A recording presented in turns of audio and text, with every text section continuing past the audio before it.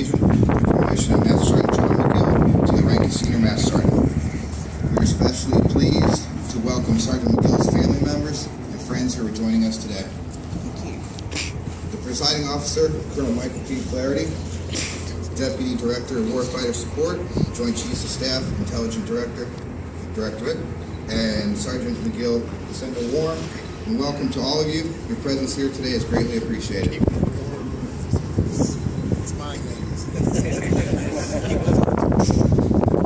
Throughout the ceremony, you will be given cues to rise from your seat at appropriate times. In addition, during our national anthem, military members, please stand, salute, pay your respects to the flag, while civilians should remove their hats and raise their right hands over their hearts. Ladies and gentlemen, please rise for the ceremony.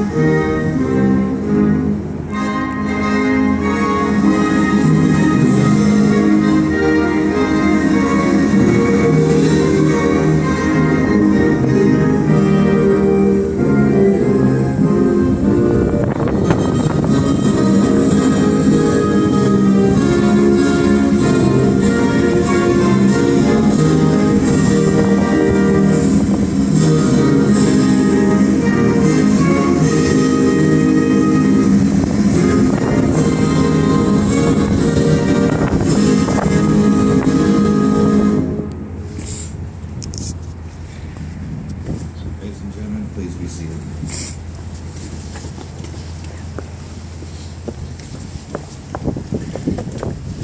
Today we gather to promote Master Sergeant Mcgill to the rank of Senior Master Sergeant. The rank of Senior Master Sergeant was established by Congress in 1958, and according to the National Defense Authorization Act, only 2% of the Air Force's total active duty enlisted strength may hold this rank. Master Sergeant Mcgill's selection to Senior Master Sergeant attests to his abilities as a leader and as a targeteer. Colonel Flaherty will provide you with a few highlights of Master Sergeant Mcgill's 18-year career. Ladies and gentlemen, please welcome Colonel Flaherty. Only going to take about 45 minutes or so. Honored today to be here for Sergeant Mcgill, and definitely want to welcome his family and all of you who braved this weather to come out here today. I appreciate everybody doing that. I want to welcome Aunt Kathy, niece Anna, right? And Sister Nikki. Miss Cassie Pemberton. I'm sorry, I see you over there. Cassie Pemberton as well. Thank you all for being here. Unique honor and privilege always to promote somebody. Sergeant John Mcgill, great guy, great senior NCO. He is everybody knows him, worked with him, knows he is a true targeteer. There's damn few of those left in the Air Force. We need to make more. He's going to help. He's a true warrior, and really he's a true advocate and champion of the enlisted force. So very honored to talk about him a little bit. He started out as a weapons loader and bomb loader. Fighter aircraft, F-16s. Can everybody hear me? Just, okay, good.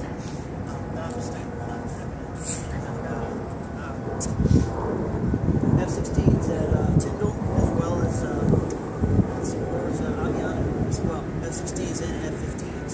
Got a chance to participate and load lots of bombs in Northern Watch, Southern Watch, Allied Force, first part of Iraqi freedom as well.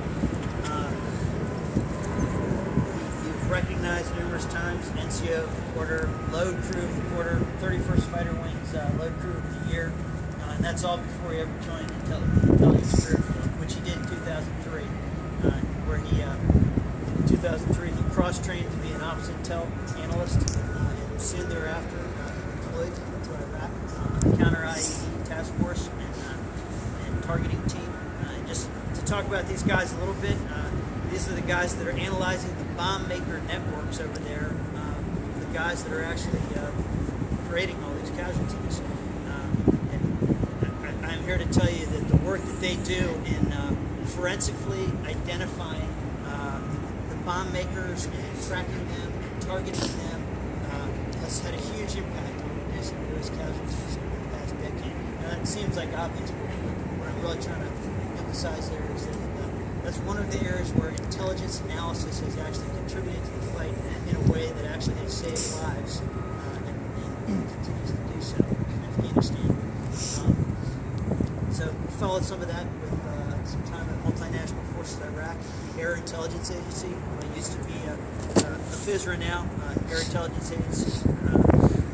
Back then, he was, again, NCO of the quarter. He was their Air Intelligence Agency nominee to be the ISR NCO of the year.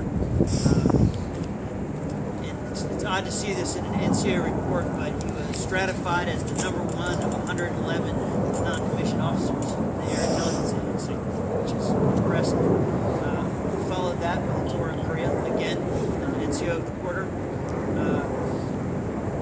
Went from there. Where did you go after Korea? That's right, yeah. He was selected, again, over there, NCO of the quarter, once again, selected for National Defense Intelligence College, got a Bachelor of Science degree in intelligence analysis, graduated with academic distinction as well from that. After a chance to attend the combat targeting course, which is near and dear to my heart, but I really like to see it come back online for what it is today. He ended up down at Central Command of the Targeting Branch. He started out as the current ops targeting officer, and then worked his way to NCOIC of current ops and special activities, and ended up as the superintendent of the targeting branch down there. NCO Academy, distinguished graduate. The single collateral damage estimation certifier and COCOM certifier that actually exists in DoD on the enlisted side. So, more importantly, he survived Colonel A.J. Legg, who was a targeteer of fearsome repute, very high standards. Not only did he survive him, he excelled, and it's clear to me that his people excelled as well. And that he did what officers really want an NCO and a senior NCO to do, which is develop his teammates, develop his subordinates. And it's a theme I just kept seeing while I was looking through his records. That you took all your teammates and you made them better. They got recognized again and again with different awards, with different achievements. They could all be tied back to your mentorship. So I, as an officer, appreciate that, and an NCO and a senior NCO. So I'm honored to be here today to talk a little bit about you. Other thing, very high standards, obviously. Working right now on a Juris Doctorate. I guess you started in 2009, a